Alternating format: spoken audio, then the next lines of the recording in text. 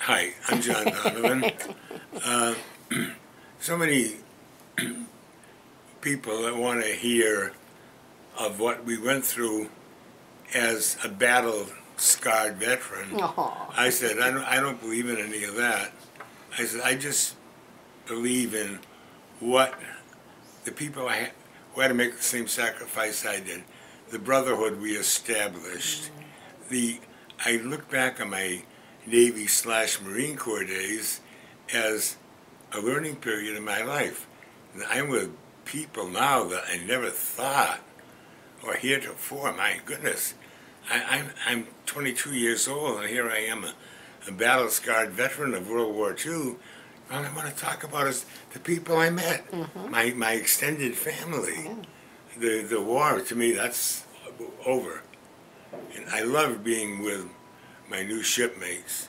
One thing I would like to interject right here is people will start scratching their heads when a man like me will say, hey, how can he be in the Marine Corps and the Navy at the same time? Right. And I said, well, I'll give it to you as best I can. The, the Marine Corps does not have a medical unit. So what they do is they take a certain number from the Navy and assign us to the Marine Corps. We are divorced from the Navy temporarily. We have to wear the Marine uniform. We have to go by the Marine standards. We are no longer a part of the Navy only for those records. And you had to go to Marine Corps boot camp. And I said, oh yeah, we had Marine Corps. I survived the naval boot camp and figured that didn't work, so they're going to send me with the Marines and see if that will work. But I just enjoyed my life with my new friends.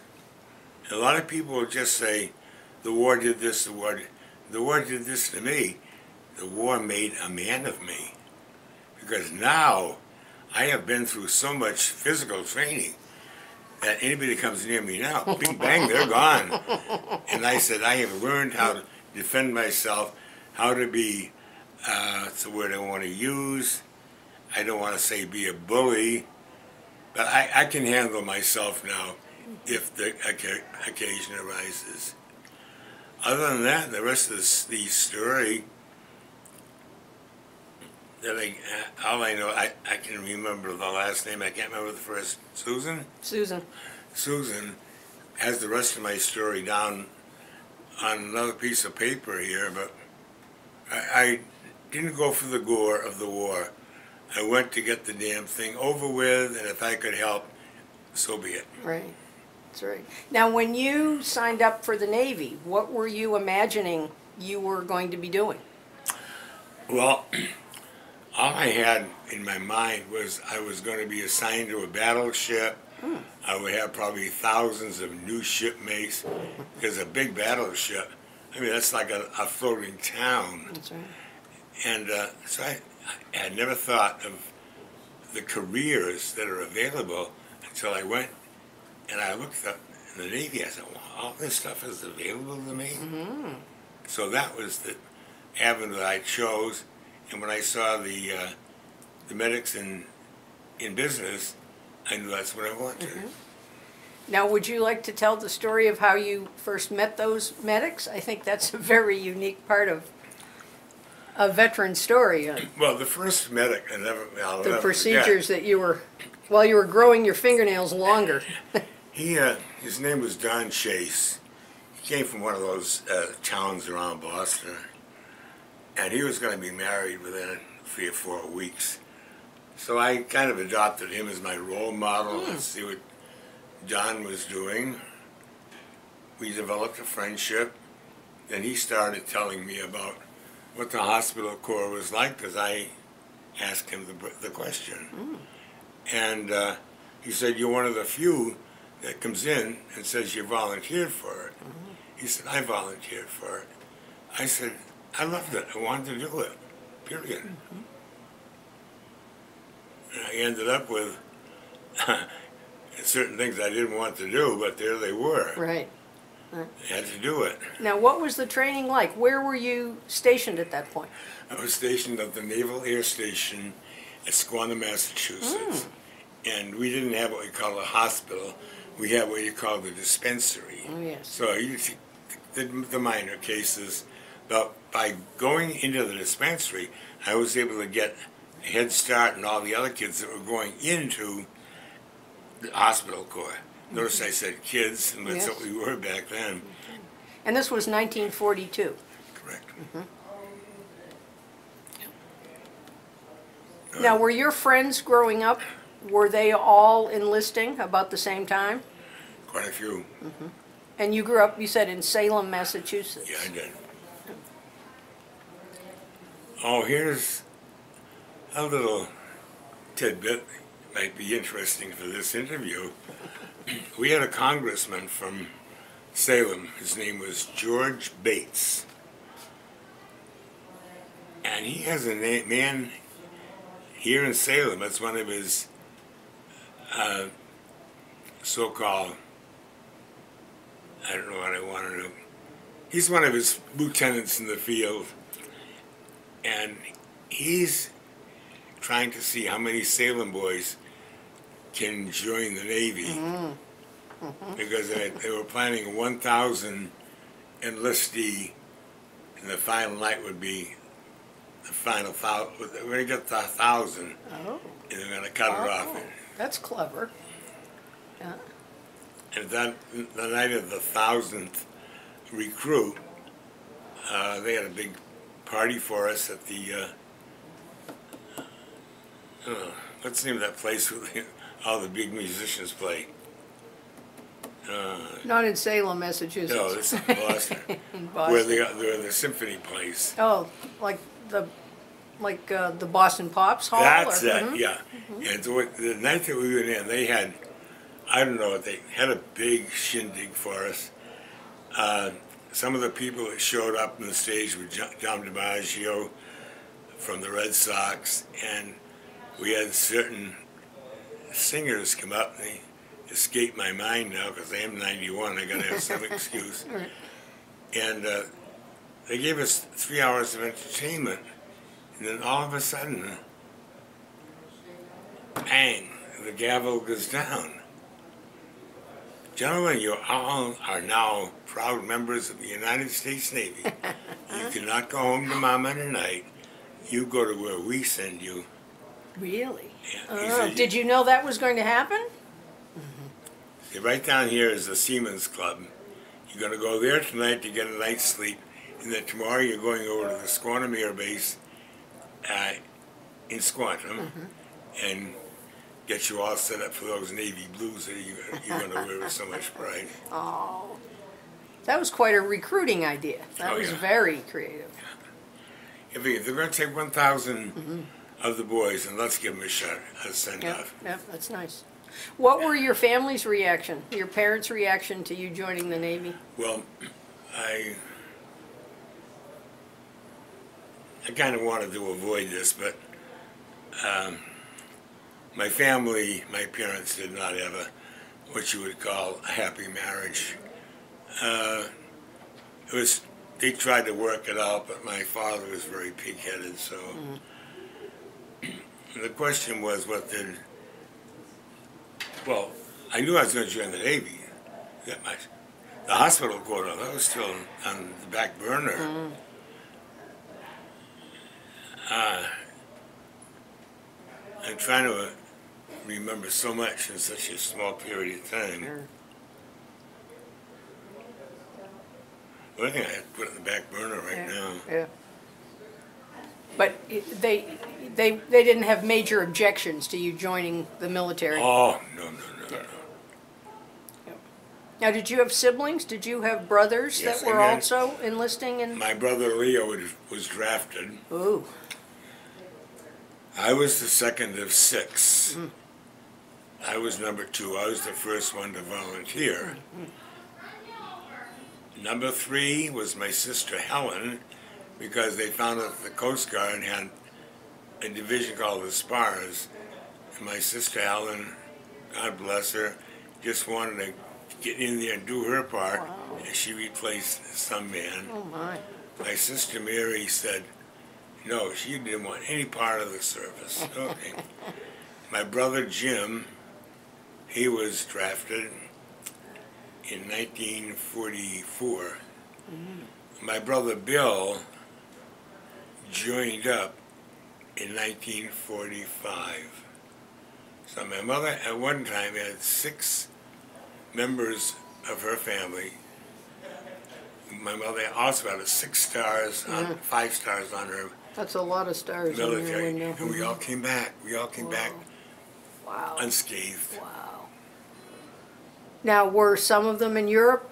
Were you the only one in the Pacific? Oh, my brother Leo was heavily decorated. He was in Europe. Europe. He was with Patton's 3rd Armored Division. Yep. He got, Was he infantry? Tanks? no, tanks. Tanks. Ooh. He got whacked down a couple of times. He got 2 purple stars for the march in Germany. He was there for D-Day. I might interject right now that to me,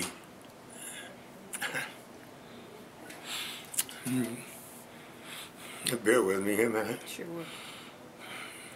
They're powerful memories, aren't My brother Leo to me was my godson. He was my role model, my best friend. And, Leo took me when I was 7 years old and being a pain in the butt to everybody. He'd take him like, do I do my job? Shake me down. And Leo died when he was 77. And every time, bear with me. One of Leo's children called me up and says, Jack, you better come over. And things don't look good for Dad. So Beverly and I went down, and there he was. And he was sort of in La La Land. And I grabbed his hand. And I said, Leo, you know how much I've loved you all my life. And I know you can't hear me right now, but please, if you can hear me, just squeeze my hand. And he did. And then he looked over toward Beverly. No. So he grabbed her hand and squeezed it. Oh. That was perfect. That's the kind of guy Leo was. Yeah. Just, Yep. he watched over me like a mother hen. Are you lucky? Yep.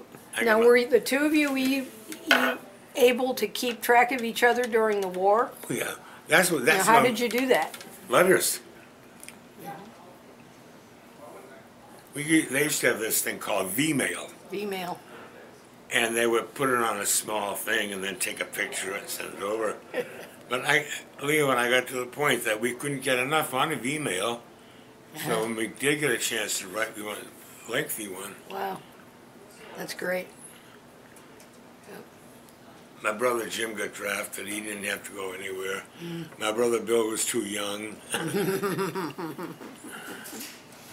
But my sister Helen, when she heard that women could be accepted, she jumped right down and went to the Coast Guard recruiter, and doggone me, pick her like that, and Helen was in almost from day one. Wow. And she stayed stateside. Yep. But to this day, she's 95. She's still alive, still has her faculties, and she has one little section of her house which is all military connected. Oh, Her experiences, my experiences, Leo. that's great. Yeah, that's a huge piece of your family history, isn't it?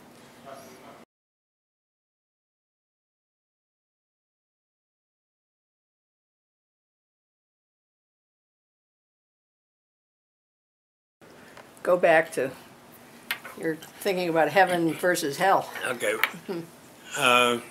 Just had a recollection of Susan asked a question, what was it like, Navy and Marines? That's about two different two different areas. I said the Navy was a gentleman's group. The Marines were hell bent for leather, and Interesting. you just had to figure out how long you're going to cope with it, how long you could take it. But I remember one thing. When I was assigned to the Marine Corps for training, I was a pharmacist mate second class, which meant I had the equal ranking of a technical sergeant with the Marines. Hey, I outranked that guy. And all of a sudden, we found out that we, of the Navy, who had to wear the Marine Corps uniform, could also go to the mess hall and sit with the non-commissioned officers. We had the ranking. They couldn't get us out. So I was kind of the one that broke this to the guys and said, let's do a check, do it all at once. And the Marines would come in and I'd take one look at us sitting there. Hi, Sarge, how you doing? It was just good. But the Navy's training was one way. The Marines' training was another way. Whoa. It was the Marines' way or no way. But the Navy could fluctuate back and forth. But when you were assigned to a Marine Division unit, that was it. A lot of times you stayed with it till you died. And in my case, wasn't that long. That's right. Now, when you were on, you were talking about being on the mop-up at Guadalcanal, and then being on Guam, and then in the battle at Iwo Jima. Were you strictly acting as a corpsman in those places, or were you acting first as an infantryman, and then if you weren't actively using a rifle, you would be doing the corpsman? What was the balance between just the corpsman and? That was an excellent question. The first thing that we had to do is we had to, first and foremost, is your brother that's lying down. That's the guy you got to get in. Yep. So your primary is the medic, Yep. corpsman. Yep. Yep. And were you assigned to a company? How many medics were with a Marine company versus a platoon? So you'd be with wherever the whole company was? Yes. And that's kind of a tricky, because we used to have the 3rd Medical Battalion, and that would be the pool for putting them onto the various units that needed it. And how many with each? I can't answer that question. Because if you're talking about, well, they probably weren't full companies by then, but say 200 guys in a company, 250 guys, if you're at full complement, you'd need more than a couple of you medics. Oh, yeah. Let's take a stab, 9. Yeah. Now, where would the replacements be? Because you guys certainly were targets, so you needed the replacements. Were they back at a headquarters? We've already secured Guam. There were casualties on Guam that did take a few of the corpsmen away with them. So that was our first place. We would get replaced by what the replacement band was known as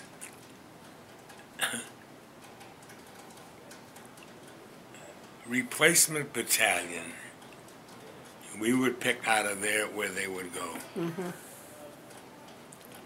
Now, would they, like when you were on Iwo Jima, would they be back on a ship, and then as needed, they'd bring them ashore and they'd find wherever Yeah. they were assigned?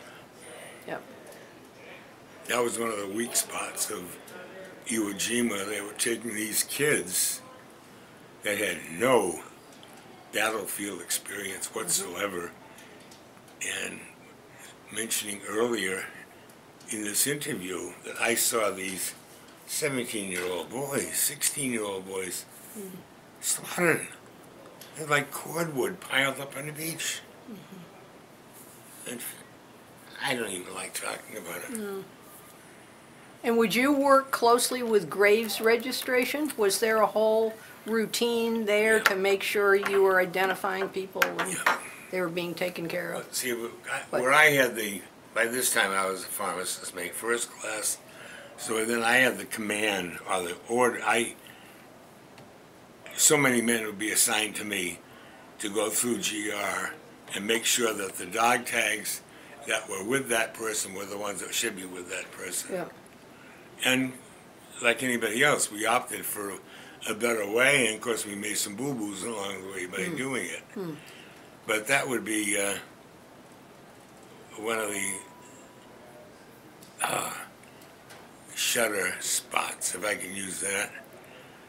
I was sitting with the other non-commissioned officers, and we let the other guys run around, and somebody yelled out, "Hey, Donovan, I got a Polak here. His name's Markowitz." I said, "Don't tell me it's Edmund J." "Well, I'm not going to tell you it's not Edmund J, but it is Edmund J." He was my sister's boyfriend, and I played basketball against him on many occasions.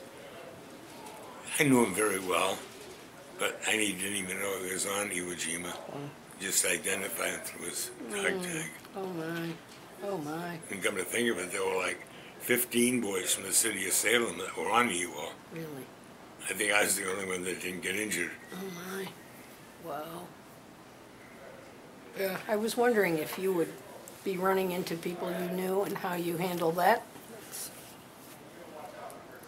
not a good moment when you realize that. No, it's not a good moment. Oh, I got a little. I always used to get a kick out of this. On Iwo Jima, after they said secure the island free from the Japanese, they decided they were going to have a movie that night. A movie? So they got the. What do you pick up for the movie that night? Oh.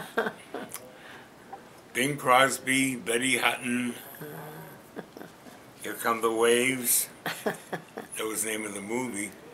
But they didn't have anybody to run the damn thing. Did they even have a projector? Oh, they had all the equipment there. Really? The most important thing, the guy to run it. They had him, but didn't know it. It was me. So my claim to fame was I ran the first American movie on Iwo Jima. Here Come the Waves, Bing Crosby. Oh. So there must have been a bunch of happy guys being able to watch that movie that night. For sure. Yeah, I always get the kick out of that. Hey, you know me, Ed. Ewo, first American movie. What an honor. Well, you made me on the cover of a big box of worms here tonight, kid. Now, compared to your training, when you were actually on the island, how different were the requirements for you to give medical care in combat to what you had learned back in the training? That's what we had to do. And, yeah, you just, Okay, they would call up and say, 3 over here. That'd be in the collecting section. And then you go over, you check the 3. Are all of those 3 ready? Can they come back to combat after they're treated? We had various colors to our toe tags. Put a tag around the toes as well for further evaluation. Or, to the best of my knowledge, that would be another thing, fit to resume active duty after being treated. and are you actually doing the triage setup on who's yes. gonna get treated, who you can't And spend time on? And back in those days, they used to have a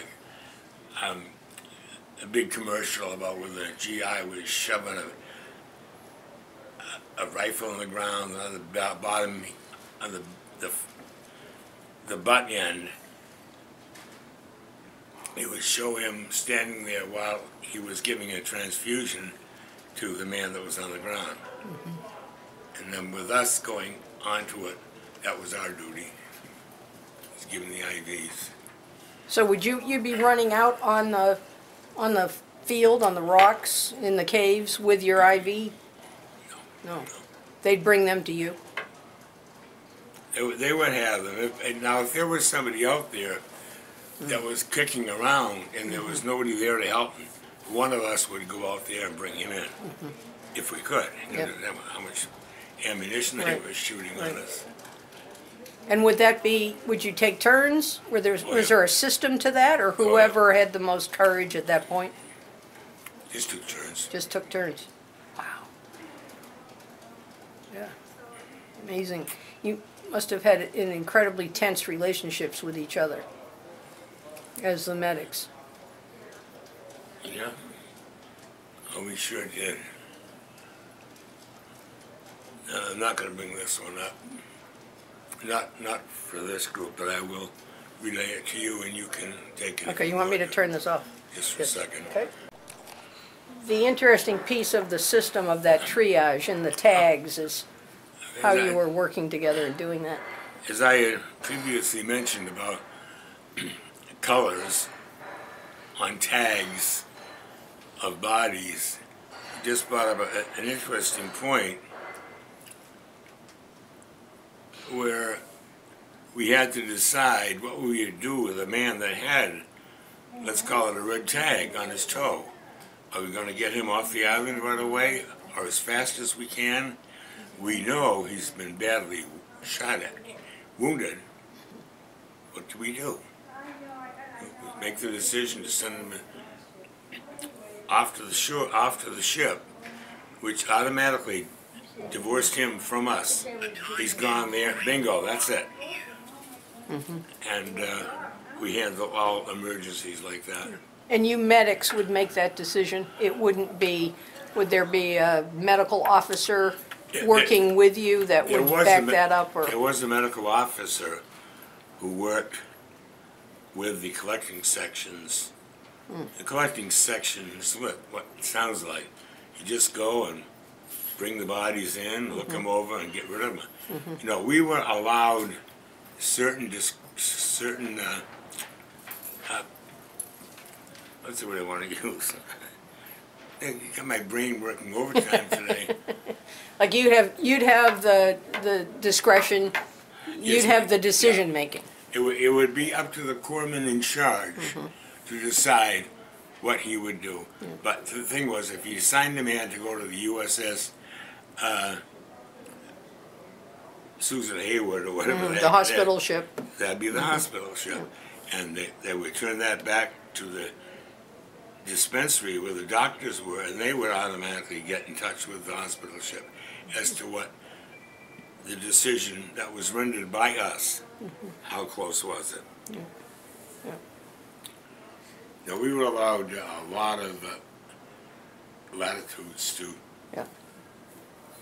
Because nobody else could go out there but us. Right. That's the good news and bad news. You had the latitude, but with that came the responsibility. Yes.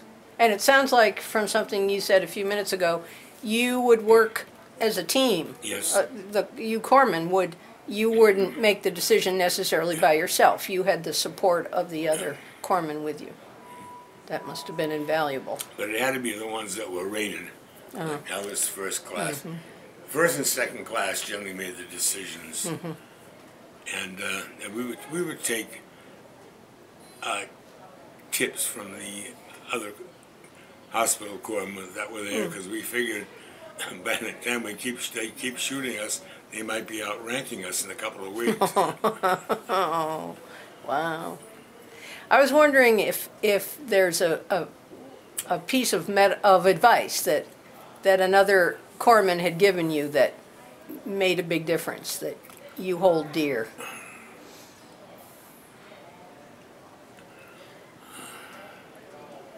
Good question. I know there's been one or two, but I can't think of who it was when and what transpired.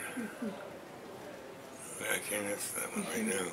Now, speaking of the Who's, you told me before we started taping part of the story with your friend Ed Bear, and that might be a nice story to have down, because that sounds very special. We didn't put that on No, tape? that was Oh. you and I before we started taping. Oh, okay. So that started when you first became was he with you with the Navy part, or did you join up with him in the Marine Corps? We joined up the Marine Corps together. Yep, as corpsman Yeah, in he training. went to one rifle regiment. I stayed with division headquarters, and it wasn't until I was assigned to the 9th Marine Regiment that I was on the same level with Ed Bear. And that just kept our circuit of being close together one more step toward reality. But no, Ed Bear was, I don't know, he meant so much to me because we've been through everything together, and now I'm trying to put it back into words. I can do it by actions, but when Ed and I got our orders to come back home, signifying that we were no longer a part of the battle-scarred Marines, Ed asked me, he said, you know, I've only seen my wife once since we got married, and tonight I'm going to be with her, and I wonder if you'd do me a favor. And I said, and that is. He said, she's bringing a friend. Oh, the friend. All right, in the looks department, but what a personality, Jack. You're going to love her. And I said, Ed, let me go back to Salem. I want to go home. And then all of a sudden, looking down, we're at the railroad, at the Union Station in Chicago right now, I look down, and I see 2 women walking down. And I said, wow, could one of those be? Nah, couldn't be.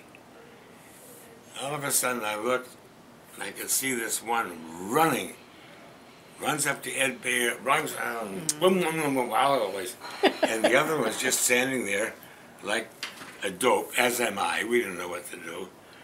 And then finally I went over and introduced myself, and I said, this is going to be pleasure after all. And then Ed spoke up and said, Jack says he can't stay because he wants to get back to Salem. I said, Ed, I never said that. Oh. I never said that. I said, you misinterpreted me. Oh, and I knew, we got to get out of that one. And that's, we started a wild night. We went to a small nightclub with Ted Lewis. Some of your family members may remember him. But he was a good musician from the 40s. And then we went to the Trianon Ballroom on the north side of Chicago for some dancing. And it was there that Ed Baird, he didn't give a damn about dancing. He didn't give a damn about getting stoned. All he wanted to be was with his wife. He didn't know who I was. He didn't know who the other girl was. Enjoy yourself. I am. And the one part of this story, and not many of you are ever going to believe, the girl that was one that I had to keep entertained. Keep entertained. Eddie made up with his wife. The great sacrificial evening. And so she said, Jack, do you know what's going to happen to us? Do you know who you are and I am? She said, we're being set up. We're being set up. Did every time you're going to sleep tonight? I can rest assured, you and Ed Baer are not going to share a bed together tonight. And I know Ed Baer is not going to share a bed with me tonight. So what does that do, Jack? You and I are going to share a room. How are you going to handle it? Well, one of the hardest questions you've had since you joined the Marine Corps and the Navy, right? But I'll tell this in all honesty. I did spend that night with Miss Powers, but she was in the bed and I was on the sofa, and that's the way it ended. Yep. Take it or leave it, like it or lump it. That was the truth as it was. Yep. Okay. That's a great story. And then you said you kept touch with Ed for a couple of years, and then just Yeah, then he you got a go couple. your own ways. Yeah. Now, did you keep touch of anybody else from the Betty, I did. experience? Betty, I did. Well, I told you, she was engaged. But the fact that I would think enough of her to write her a letter. Yeah, that's nice. Yeah. So after you came home, you made it back to Salem. Were you the first of the siblings to arrive home? No, Leo was first. Leo got home first. Jim got Oh, that's home. right, he was in Europe. Jim got home second because he had one child. Helen hadn't been discharged yet, so she was still active Coast Guard. I hadn't been discharged yet because I was active Navy. My brother Bill was too young, so he couldn't go. So Leo and Jim were the first back. I was second. Yeah. Now, were you released from the Marine Corps when you came stateside and No. then went into the Navy? No, the minute that we were reassigned to another unit other than Marine, then our Marine life terminated. We got back on that ship. We were pharmacist mates, USNR. Now, tell the story of August 15th, and you were on duty that night, and where were you on duty, and tell that story. That's a good story. August 15th, 1945, very monumental day in my life. I'm sitting there in the regimental headquarters. The regimental headquarters on, are you still on Iwo Jima, or are you on No, Guam? We're back in Guam. You're in Guam, The war's okay. over. Yep, you're in Guam. And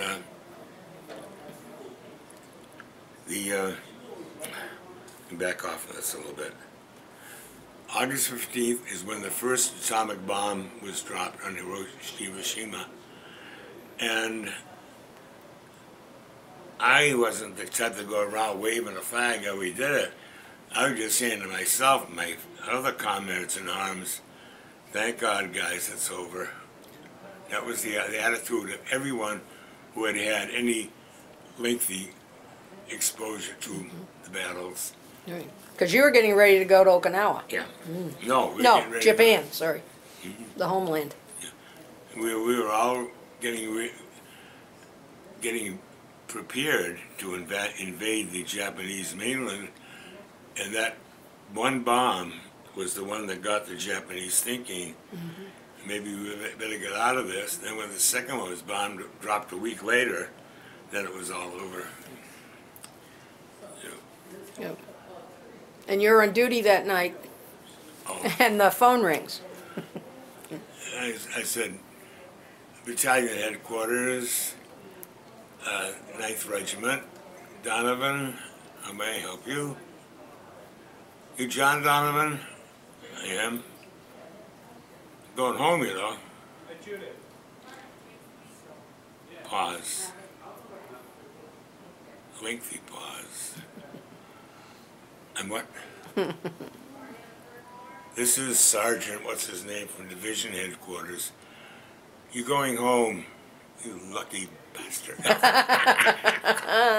You know, going home, Donovan. He said, well, you've been out here long enough, you deserve it. Yeah. Yeah. Music to your ears. Yeah. Wow.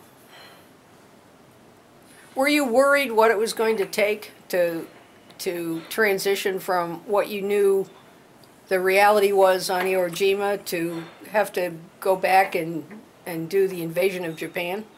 Oh, yeah. I said, how many more bullets can I dodge?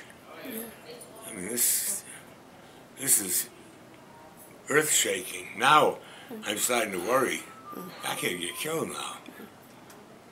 It's not the bullet with my name on it. It's the bullet that says to whom it may concern.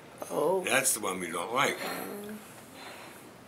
No, I'm very much concerned about the invasion of the mainland, and And to thank God for President Truman to have sense enough to bring the Japs to their knees without any further termination of so much, I can't think of the word I want to use. Bloodshed. And bloodshed of so many Japanese and American soldiers and or Marines. That's right, yeah.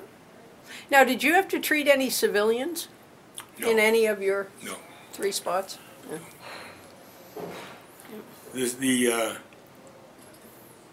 And the Japanese certainly weren't surrendering, so you probably didn't have any of them. no. Would that have been hard to do if you had to treat a Japanese soldier? No. Still God's children. We are all God's children.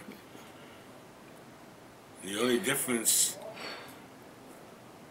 was the skin color was a little different, the language was a little different, but the one thing that was always there, and you could look at it, what was the color of their blood? It was red.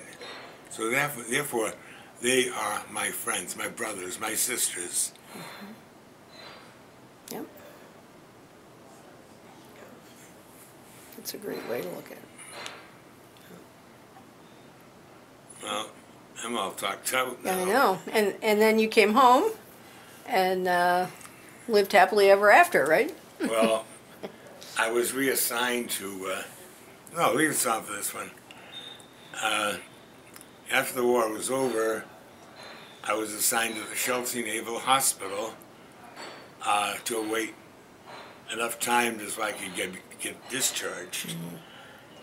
And so my job was to check on all of the corpsmen who were working on the wards that night, and I'd walk around, make sure everybody was there doing what they're supposed to do. And this one night, I go, whoa, Jackie, hold up. Did you see that one? I said, I sure do. I sure did. You know, I think someday I'm going to marry her. I said, Jack, you just met her. You don't even know her. I'm going to marry her. And not over and introduce myself to her. Oh, she said, yo, one of the boys just come back. I said, yes, came back 2 days ago. Not easy, was it? No. I said, your name, please. My name is Ensign, I have to say that. Doris Standish. I'm a Navy nurse. An ensign Navy nurse. Yeah, Ensign was her commission. So that's where she and I had to part because we weren't supposed to see each other. That's right, no frightening. We found out ways to do it, though. Did you? Oh, yeah. Love will always find a way. And was that pretty common, that love was finding its way against that rule? Oh, yeah. Yeah. Especially after what you'd been through.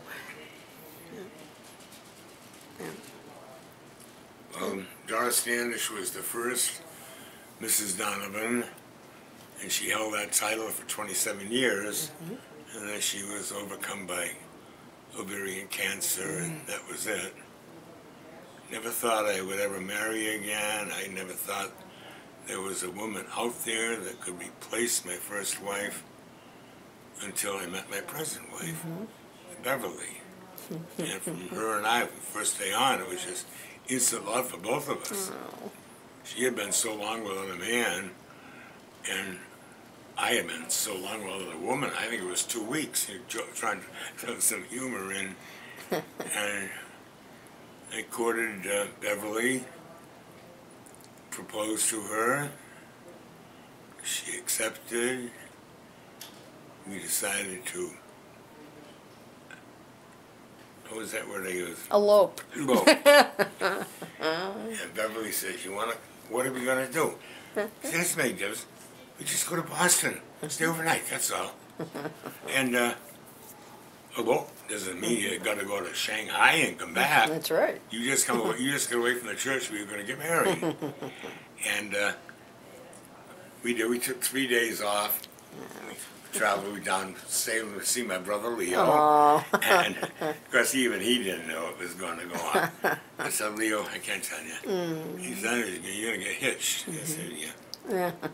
You don't want anybody else to know about it. That's what it is. He had his blessing. Good luck, Shaq. Good luck. Yeah, that's good. I never realized how close he and Beverly would become over the ensuing years. Perfect. That's perfect. That's wonderful. You know what I did, Beverly was a non-Catholic, and of course I was a practicing Catholic, and I wanted to make sure that the man that pronounced us man and wife was her minister. Oh. That way her mother could not say a word about getting married in the Catholic Church because she was married by the minister of her church. That's right. That was very clever. That's good. Yeah. Yeah. So you've stayed close to that medical profession with your two wives being nurses, and I worked as a pharmacy technician before I retired completely. When I was 16, I used to operate those soda jerk machines in the drugstores. So I've always been connected with medicine in some way. Yes. That's great. And what was your career when you left the Navy? When I left the Navy, I tried working in a slaughterhouse, which I Goodness. ended up as a foreman, but I just didn't like it. And I tried two other professions, decided I didn't like that, until one day, one of my friends, this one's name was Bruno Antico, and I said, this is not a made-up name. He said, why don't I try for purchasing? There's going to be 2 openings coming up soon. So I went in and I got the head of purchasing, who was my friend. I said, Carl, can you factor me into this purchasing career that's opening up? I said, I think I can do it, and I think I like it. He said, I know you'd like it, and I know you can do it, so you consider yourself transferred. And that was it, and I went into the career of purchasing. I found a new home, and I loved it for the ensuing 3 years, and I knew then I had to get out.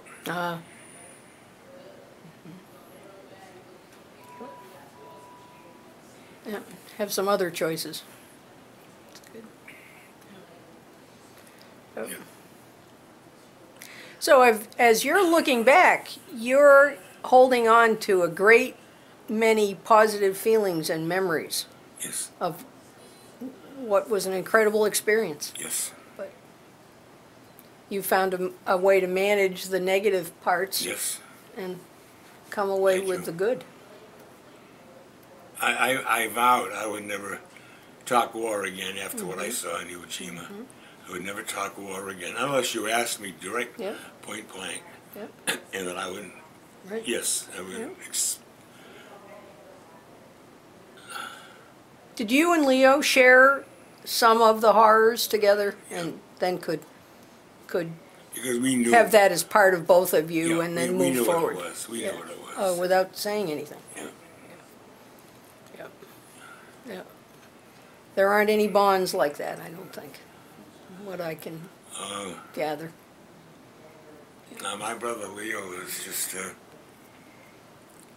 he was so unreal, it's just almost impossible to live any part of my life without recalling what Leo did for me. Yeah.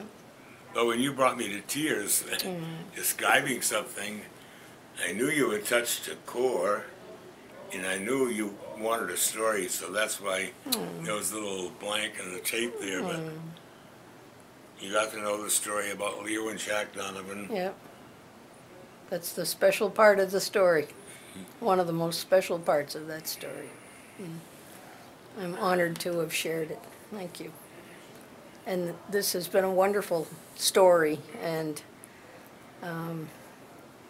as that come down in the Marine Corps said, that battle at Iwo Jima was the standard by which the present and future Marines judge themselves, and you went through that bravely and honorably and wisely, and came out so much stronger and a better person, it sounds like, for that experience.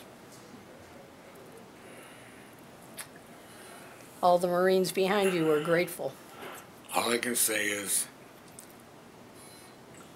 I'm thankful to God it's over, Yeah, and He spared my life. that's right. Yeah. Yeah, and you could come home and share it with the other people you loved. That's wonderful. And thank you for sharing it with the Veterans Oral History Project. Thank you very much. We are very grateful and honor your story. Thank you, sir. Appreciate that. You're very special.